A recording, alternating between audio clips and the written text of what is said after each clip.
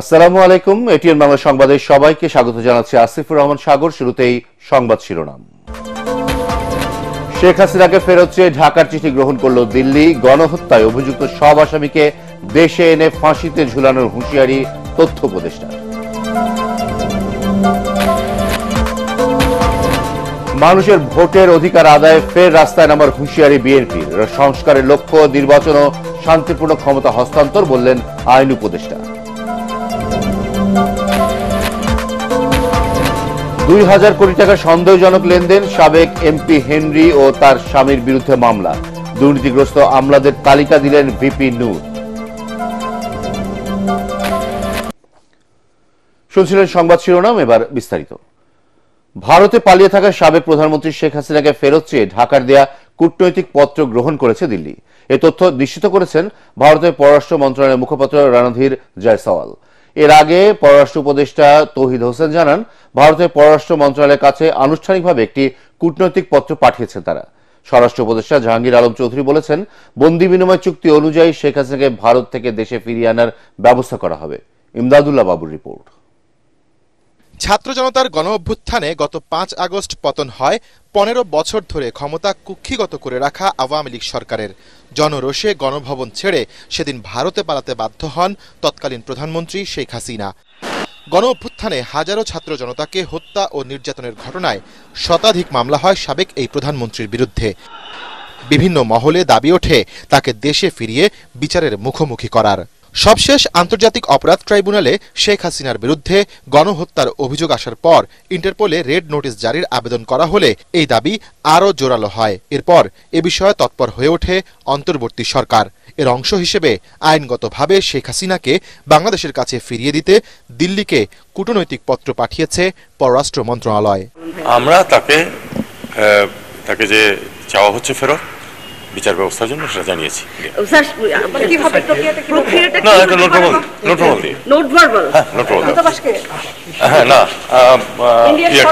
ভারত সরকারকে। এদিকে বিজিবি দিবসের অনুষ্ঠানে স্বরাষ্ট্র উপদেষ্টা আশা করেন, বন্দি বিনিময় চুক্তি অনুযায়ী শেখ হাসিনাকে ফিরিয়ে আনার প্রক্রিয়া দ্রুতই শুরু হবে। আমাদের চিঠি অলরেডি চলে গেছে ওনার এক্সট্রাডিশন করার জন্য, এটা প্রক্রিয়াধীন আছে। আমাদের সাথে তো ওনাদের এক্সট্রাডিশন ট্রিটি একটা আছেই, ওই প্রক্রিয়া হবে, ওই চুক্তি অনুযায়ী হবে। তবে ভারত সরকার এখন পর্যন্ত সাবেক প্রধানমন্ত্রী শেখ হাসিনাকে দেশে ফেরত পাঠানোর বিষয়ে আনুষ্ঠানিকভাবে কিছুই জানায়নি। ইমদাদুল্লাহ বাবু, এটিএন বাংলা, ঢাকা। গণহত্যায় অভিযুক্ত শেখ হাসিনা সহ সব আসামিকে ভারত থেকে দেশে ফিরিয়ে এনে ফাঁসিতে ঝুলানোর হুঁশিয়ারি দিয়েছেন তথ্য উপদেষ্টা নাহিদ ইসলাম। জুলাই বিপ্লবে গুলিবিদ্ধ আরাফাতের জানাজায় উপস্থিত হয়ে এমন হুঁশিয়ারি দেন তিনি। জানাজার শেষে শেখ হাসিনা ও তার দোসরদের বিচারের দাবিতে বিক্ষোভ মিছিল করে বৈষম্য বিরোধী ছাত্র আন্দোলন। রিপোর্ট মাজহারুল হক মুহাজিরের। ৫ আগস্ট পতন নিশ্চিত জেনেও আন্দোলনরত ছাত্র জনতার ওপর হামলা চালায় আওয়ামী দোসররা। সেই হামলাতেই উত্তরার আজমপুর পূর্ব থানার সামনে গুলিবিদ্ধ হয় ১১ বছরের কিশোর মাদ্রাসা শিক্ষার্থী আরাফাত। এরপর উত্তরা থেকে গুরমিটোলা, সেখান থেকে ঢাকা সিএমএইচ।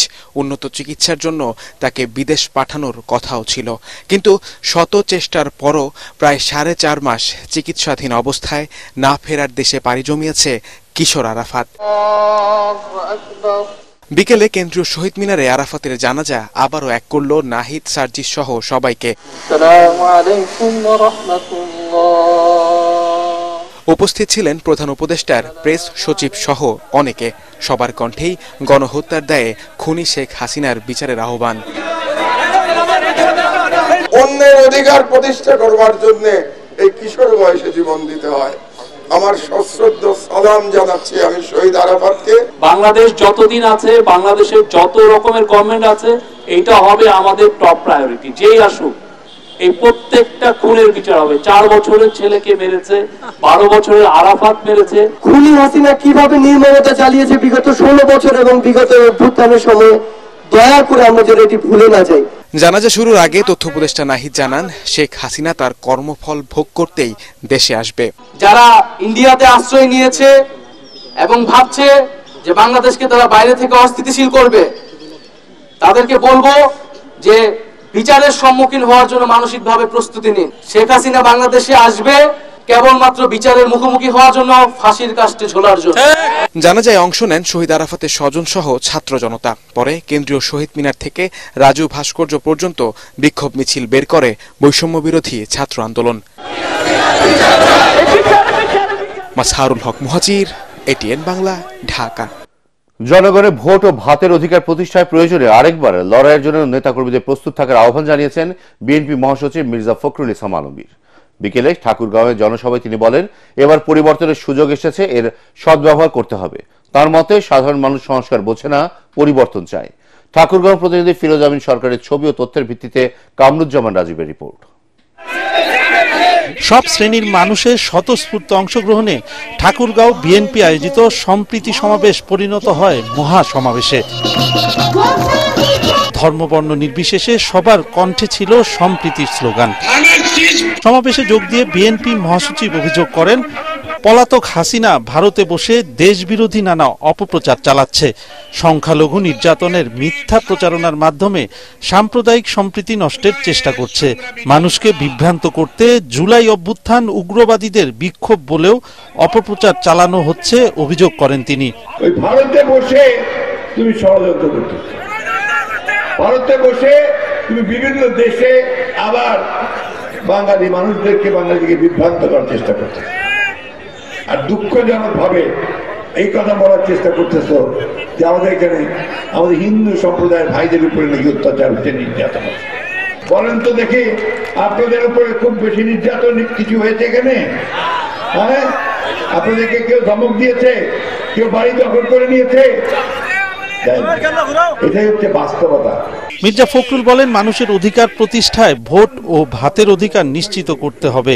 দায়িত্বশীল জায়গায় বসে বিভ্রান্তি না ছড়ানোর আহ্বান জানিয়ে বিএনপি মহাসচিব বলেন, মানুষ যাতে শান্তিতে থাকতে পারে সেজন্য বিএনপি নির্বাচন চায়।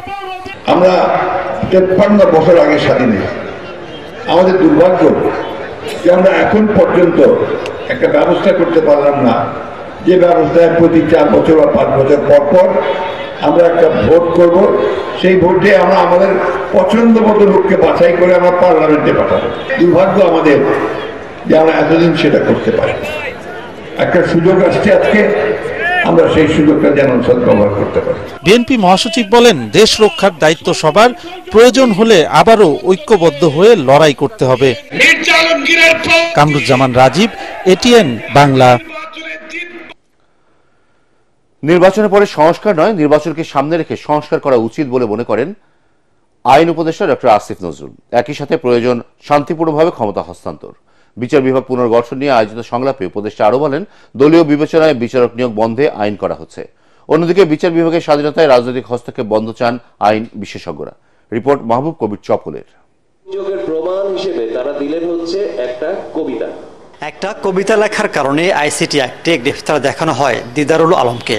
শুধু তাই নয়, বিচার চলাকালে নানা ধরনের হয়রানির শিকারও হন তিনি।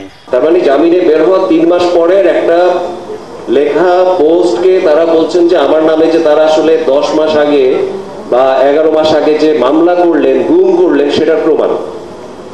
তো এই যখন তারা চার্জশিটে প্রমাণ দিলেন, এই চার্জশিট তো ছুঁড়ে ফেলে দেওয়ার কথা ছিল বিচার বিভাগের। রাজধানীতে বিচার বিভাগ পুনর্গঠনের সংলাপে বক্তারা বলেন, গত 1.5 দশকে বিচার বিভাগ অনেকটা রাজনৈতিক সংগঠনে পরিণত হয়েছিল।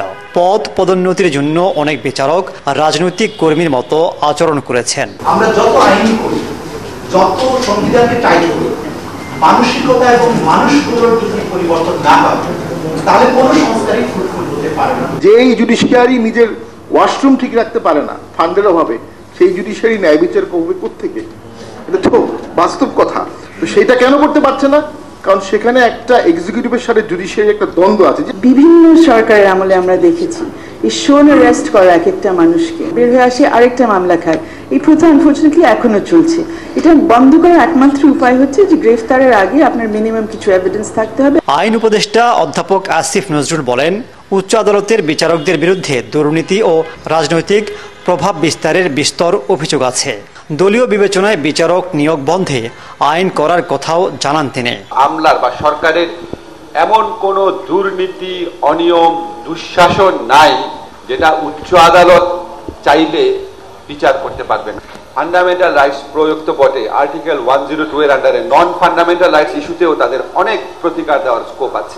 এ সময় সংস্কার, নির্বাচন ও ক্ষমতা হস্তান্তর নিয়েও কথা বলেন আইন উপদেষ্টা। একটু বলে রাখলাম, সংস্কারের মূলে যেন নির্বাচন ভাবনা স্মুথ রাজনৈতিক সদিচ্ছা ছাড়া কোনো প্রতিষ্ঠানই স্বাধীনভাবে কাজ করতে পারবে না বলে মনে করেন বক্তারা। মাহবুব কবির চপল, এটিএন বাংলা, ঢাকা। 2000 কোটি টাকা সন্দেহজনক লেনদেন এবং অবৈধ সম্পদ অর্জনের অভিযোগে সিরাজগঞ্জের সাবেক এমপি জান্নাত আরা হেনরি ও তার স্বামীর বিরুদ্ধে মামলা করেছে দুদক। এছাড়া দুর্নীতির মামলা হয়েছে সাবেক খাদ্যমন্ত্রী কামরুল ইসলাম ও দুর্যোগ প্রতিমন্ত্রী মহিবুর রহমানের বিরুদ্ধেও। কমিশনের দাবি, রাজনৈতিক উদ্দেশ্যে কোনো মামলা করা হচ্ছে না। এই সময় গণ অধিকার পরিষদের সভাপতি নুরুল হক নূর দুর্নীতিগ্রস্ত আমলাদের তালিকা দেন দুদকে। মাহবুব কবির চপলের আরেকটি রিপোর্ট। স্কুল শিক্ষিকা থেকে নৌকার হাল ধরেন জান্নাত আরা হেনরি। এরপর ভাগ্য খুলতে শুরু করে তার। গানের শিল্পী থেকে ব্যাংকের পরিচালক, রাষ্ট্রের গুরুত্বপূর্ণ পদ বাগিয়ে নেন তিনি। 2024 সালে এসে হন সংসদ সদস্য। উন্নত বাংলাদেশ অর্জনে বিভিন্ন দিক। আওয়ামী লীগ সরকার পতনের পর স্বামী সহ গ্রেফতার হন হেনরি। তার বিরুদ্ধে অনুসন্ধান শুরু করে দুদক। কমিশন বলছে, সোনালী ব্যাংকের পরিচালক থাকার সময় প্রভাব খাটিয়ে নিজের ও ঠিকাদারি প্রতিষ্ঠানের 35টি ব্যাংক অ্যাকাউন্টে 2002 কোটি টাকার সন্দেহজনক লেনদেন করেছেন তিনি, যার বড় অংশ পাচারের আশঙ্কা করা হচ্ছে। এছাড়াও 57 কোটি টাকার অবৈধ সম্পদ পাওয়ায় তিনি ও তার স্বামীর বিরুদ্ধে মামলা করেছে দুদক। জান্নাত আরা হেনরি, সাবেক সংসদ সদস্য, সিরাজগঞ্জ 2 আসন কর্তৃক তার বিভিন্ন পদবি এবং সংসদ সদস্য হিসাবে ক্ষমতার অপব্যবহার পূর্বক 35টি ব্যাংক হিসাবের মাধ্যমে 2,2,66,66,577 টাকা, 13,78,00,000 মার্কিন ডলার সন্দেহজনক লেনদেন করার অপরাধে শামীম তালুকদার এবং মোসাম্মদ জান্নাত আরা হেনরির বিরুদ্ধে মামলা রুজু করা হয়েছে। সাবেক দুর্যোগ প্রতিমন্ত্রী মহিবুর রহমানের কপালেও দুর্যোগ নেমে এসেছে। 12 কোটি টাকার অবৈধ সম্পদ ও 38 কোটি টাকা সন্দেহজনক লেনদেনের অভিযোগে স্ত্রী সহ তার বিরুদ্ধে মামলা করেছে দুদক। অবৈধ 6 কোটি টাকা ও 21 কোটি টাকা পাচার সন্দেহে সাবেক খাদ্যমন্ত্রী কামরুল ইসলামের বিরুদ্ধেও মামলা করেছে কমিশন। এছাড়াও তার স্ত্রী সন্তানদের সম্পদ বিবরণী জমা দেওয়ার নির্দেশ দিয়েছে দুদক। মামলা হয়েছে বাংলাদেশ ব্যাংকের সাবেক ডেপুটি গভর্নর এসকে সুর ও তার স্ত্রী সন্তানদের বিরুদ্ধেও। কমিশনের মহাপরিচালকের দাবি, উদ্দেশ্যমূলকভাবে এসব মামলা করা হচ্ছে না। এখানে আমরা কোনো দলীয় পরিচয় বা কোনো ব্যক্তি বিশেষের কোনো বিষয় বিবেচনা করা হয় না, আমরা শুধু অপরাধটাই বিবেচনা করেছি। এদিন দুদক চেয়ারম্যানের সাথে সাক্ষাৎ করেন গণ অধিকার পরিষদের সভাপতি নুরুল হক নূর। কারো ইশারায় নয়, কমিশনকে নিরপেক্ষভাবে কাজ করবার পরামর্শ দেন তিনি। আমলাদের সহযোগিতা ছাড়া রাজনীতিবিদরা দুর্নীতি করতে পারে না।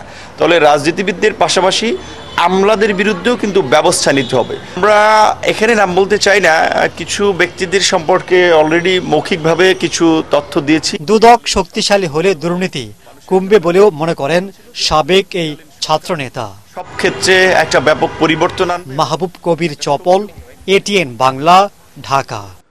পিলখানায় বিডিআর বিদ্রোহের ঘটনা নতুন করে তদন্তের উদ্যোগ নিয়েছে সরকার। এর জন্য 7 সদস্যের কমিশন গঠন করা হয়েছে বলে জানিয়েছেন স্বরাষ্ট্র উপদেষ্টা জাহাঙ্গীর আলম চৌধুরী। বিজিবি দিবস উপলক্ষে পিলখানায় আয়োজিত অনুষ্ঠানে তিনি একথা বলেন। মিয়ানমার সীমান্ত বিদ্রোহী আরাকান আর্মির দখলে থাকায় রোহিঙ্গা ইস্যুতে আলোচনা বাধাগ্রস্ত হচ্ছে বলেও জানান উপদেষ্টা। আরো জানাচ্ছেন ইয়াসিন রানা। রাজধানীর পিলখানায় বর্ডার গার্ড বাংলাদেশের সদর দপ্তরে বিজিবি দিবস উপলক্ষে পদক প্রদান অনুষ্ঠানের আয়োজন করে বাহিনীটি। অনুষ্ঠানে বিগত বছরে কৃতিত্বপূর্ণ কাজের স্বীকৃতি স্বরূপ 32 জন বিজিবি সদস্যকে পদক প্রদান করা হয়। উপদেষ্টা এএফ হাসান আরিফের মৃত্যুতে রাষ্ট্রীয় শোক থাকার কারণে এবার কোনো প্যারেড বা কুচকাওয়াজ অনুষ্ঠিত হয়নি। অনুষ্ঠানে স্বরাষ্ট্র উপদেষ্টা জাহাঙ্গীর আলম চৌধুরী বলেন, যারা মুক্তিযোদ্ধাদের হেনস্থা করেছে তাদের বিরুদ্ধে আইনগত ব্যবস্থা নেওয়ার নির্দেশ দেওয়া হয়েছে। কিছু সংখ্যক তো দুষ্কৃতিকারী সব জায়গায় রয়ে গেছে, এবং যেই দুষ্কৃতিকারী তাকে হেনস্থা করছে তাদের আমরা আইনের আওতায় অবশ্যই নিয়ে আসবো। এ সময় বিডিআর বিদ্রোহ মামলায় তদন্ত কমিশন গঠন করা হয়েছে বলেও জানান উপদেষ্টা। এই কমিশনটা আমাদের মাননীয় প্রধান উপদেষ্টা উনি সিগনেচার করে দিয়েছেন। কমিটির সদস্য সংখ্যা হবে হলো 7 জন এবং আমাদের এইখানকার এক মহাপরিচালক ছিলেন ALM ফজলুর রহমান স্যারে হচ্ছেন এটার সভাপতি। স্বরাষ্ট্র উপদেষ্টা বলেন, রোহিঙ্গা অনুপ্রবেশ ঠেকাতে নীতিগত অবস্থানের পরিবর্তন করেননি তারা। আমরা রোহিঙ্গাদের কোনো অবস্থায় প্রবেশ করতে দিব না। তারপরেও যারা ওই যে আপনি একটা বললেন সংখ্যা ঘুরে গেলে ওটা হয়তো মানবিক দিক বিবেচনা করে আমরা হয়তো তাদের, যেহেতু ওই এলাকায় যুদ্ধ হচ্ছে, তাকে পাঠানো যায় নাই, বাট আমরা ম্যাক্সিমামে কিন্তু পাঠাই দিছি। আমাদের সাথে যে মিয়ানমারের যে বর্ডারটা ছিল এটা পুরাটা এখন আরাকান আর্মির দখলে চলে গেছে। এই লাস্টের যে মংদু ইটা ছিল ওইটাও কিন্তু আরাকান আর্মির দখলে চলে গেছে। এখন যে আমাদের বিজিবির যে তাদের সাথে যে বর্ডারে যে একটা কথাবার্তা বলা, এটাও কিন্তু ওইরকম তাদের সাথে কোনো জায়গা নাই। এই জন্য আমাদের তাদের সাথে কথা বলতে হলে এখন কোনো শিপে গিয়া হয়তো কথা বলতে আনঅফিসিয়ালি। এছাড়া খেতাবপ্রাপ্ত বীর মুক্তিযোদ্ধা ও পরিবারবর্গের সংবর্ধনা প্রদান করে বাহিনীটি। ইয়াসিন রানা, ATN বাংলা, ঢাকা। প্রতি বছর মার্চে বাজেট সংশোধন করলেও এবার অন্তর্বর্তী সরকার ফেব্রুয়ারি মাসে বাজেট সংশোধন করবে। এক্ষেত্রে রাজস্ব বাজেট কমানো খুব একটা সম্ভব না হলেও উন্নয়ন বাজেট কমিয়ে বাজেট সংশোধন করা হবে বলে জানিয়েছেন পরিকল্পনা ও শিক্ষা উপদেষ্টা ডক্টর ওয়াহিদুদ্দিন মাহমুদ। জাতীয় অর্থনৈতিক পরিষদের নির্বাহী কমিটি একনেক সভা শেষে তিনি বলেন, জাতীয় রাজস্ব বোর্ড থেকে কতটা কর সংগ্রহ হচ্ছে, বৈদেশিক সাহায্য কতটা পাওয়া গেছে তার উপর নির্ভর করে উন্নয়ন বাজেটের আকার ঠিক করা হবে। সরকারের জন্য বড় চ্যালেঞ্জ মূল্যস্ফীতি খুব একটা কমানো যাচ্ছে না বলেও জানান উপদেষ্টা ওয়াহিদুদ্দিন মাহমুদ। এবার পার্টেক্স খেলার খবর।